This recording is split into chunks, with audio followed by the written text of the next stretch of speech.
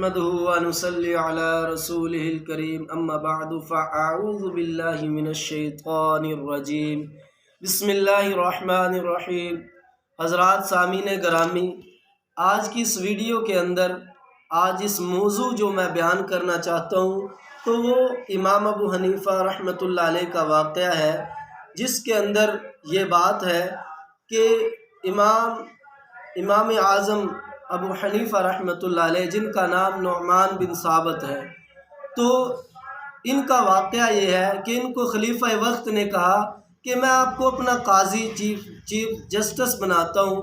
انہوں نے فرمایا کہ میں اہل نہیں ہوں، میرے پاس اتنی قابلیت نہیں ہے قاضی بننے کی۔ تو خلیفہ کہنے لگا کہ قابلیت ہے۔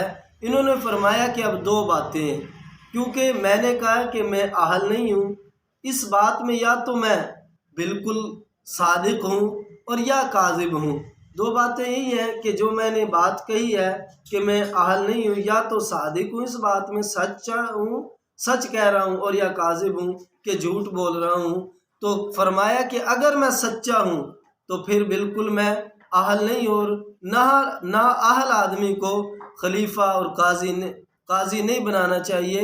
تو بہرحال اگر میں جھوٹا ہوں تو پھر بھی جھوٹے آدمی کو بھی قاضی نہیں بنانا چاہیے۔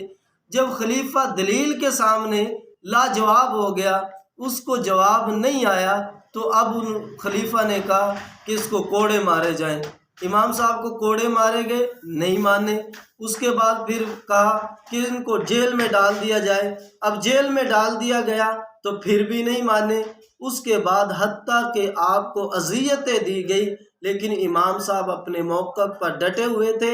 وجہ یہ تھی اس لیے کہ خلیفہ وقت جو تھا اس سے امید یہ تھی کہ وہ آدمی اس لیے آپ کو قاضی بنانا چاہتا ہے کہ آپ سے غلط فیصلے کروائے گا، اور وجہ یہ کہ آپ کیونکہ دنیا میں آپ کے بہت شاگرد ماننے والے ہیں، مریدین ہیں، تو آپ کو اگر قاضی بنا دیا جائے تو بہت سارے لوگ حکومت کے ساتھ، خلیفہ کے ساتھ ہوں گے، تو ان کی حکومت پکی رہے گی۔